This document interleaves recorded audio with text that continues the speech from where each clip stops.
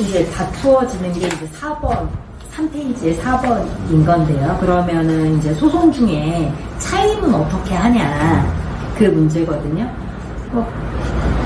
기존에 내시던 차임대로 그냥 지급을 해주시면 돼요. 그런데 다만, 임대인이 그 계좌를 없애버리는 경우들이 있습니다. 지급받지 않기 위해서. 그러면 이런 경우에는 법원에 이제 변제 공탁이라는 거를 꼭 하셔야 되고, 만약에 이거를 하지 않으셨을 경우에는 이제 만약에 우리가 지금 갱신 거절 사유가 없다라고, 임대인이 갱신 거절 사유가 없다라고 주장하는 경우에는, 그러면 지금 임대차 계약 기간이 유지하고 있다는 주장을 하고 있잖아요. 그런데 차임을 지급하지 않는 경우에는, 예를 들어 갱신 거절 사유가 없다는 판단이 들었다 하더라도 이제 그 차임을 했다는 주장을 도리어 임대인이 나중에 할 수 있기 때문에, 그걸 대비해서 꼭 변제 공탁을 하셔라 라고 저희가 말씀을 드리고 있습니다.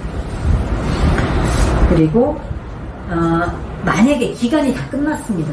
5년 또는 10년의 기간이 끝나서 더 이상 이제 갱신 요구를 할 수 있는 기간은 아닌 경우에는, 이거는 임대차 계약에 따라서 사실은 그 차임을 지급하는 것이 아니고, 이제 차임 상당의 부당이득금이라고 해갖고 여기 건물을 사용을 하고 있기 때문에 지급을 하는 것이거든요, 소송 중에. 그래서 매달 소송을 하면서도 이제 차임 상당의 금액을 계속 지급을 해야 되는데, 원칙적으로는 이 차임 상당의 부당이득금은 감정을 하는 것이 원칙이긴 합니다. 그런데 감정을 하면, 감정 절차를 거치게 되면 임대인들로서는 일단은 비용도 들어가고, 이 감정 절차 때문에 기간이 길어지는 문제가 있기 때문에 귀찮아서 안 하고 빨리 끝내게 하기 위해서 그냥 그 차임 상당액을 그냥 청구하는 것이 일반적이긴 합니다. 하지만 이제 재판부에서 좀 깐깐한 재판부 같은 경우에는 이거 하셔야 되는 거 아니냐라고 이제 하시는 경우가 있기 때문에, 그런 얘기를 하시는 재판부의 내심은 임차인하고 좀 조정을 해라. 그럼 너네도 좋고 임차인도 낫지 않느냐 하는 것으로 이제 임대인을 압박하는 요소이기도 한 것 같습니다. 그리고 이제 항상 그 명도소송 상담을 하면 물어보시는 것이, 이제 명도 지연하면 임대인이 손해배상 청구하겠다고 하는데 이거 손해배상금 지급해줘야 되느냐라고 이제 항상 물어보시거든요.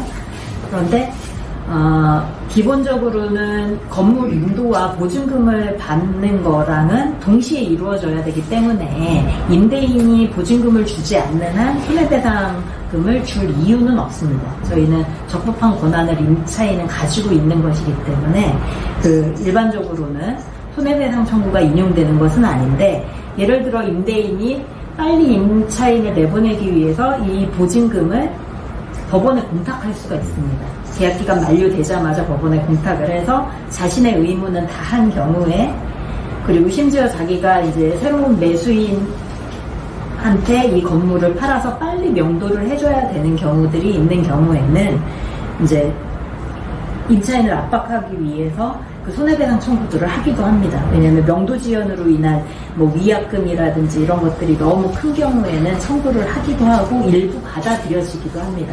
그런데 다만 그렇게 하기 위해서는 이 명도 지연으로 인한 손해배상은 임차인이 그 건물 사정이나 그 명도, 기간 만료 즈음에 이 사실을 알거나 알 수 있었던 사정이 좀 명확하게 드러나야지 인정된다는 것이 판례입니다. 알았는지는 어떻게 해요?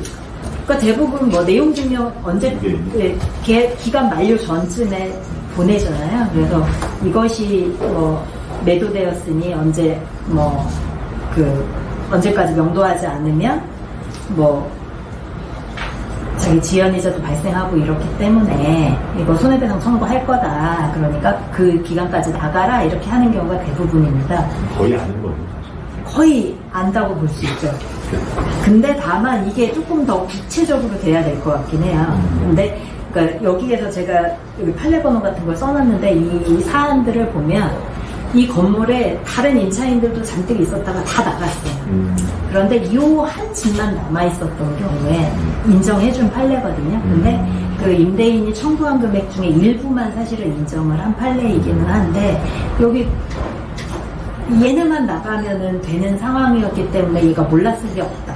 다른 임차인들도 이제 다 알아가지고 나갔다 하면서 그게 판시 사례 중에 하나였어서 이 사람이 나간다고 해서 이제 이 건물 전체를 그 신소유자한테 명도할 수 없는 경우에는 달리 볼 것 같은 이제 문구를 넣어놨더라고요.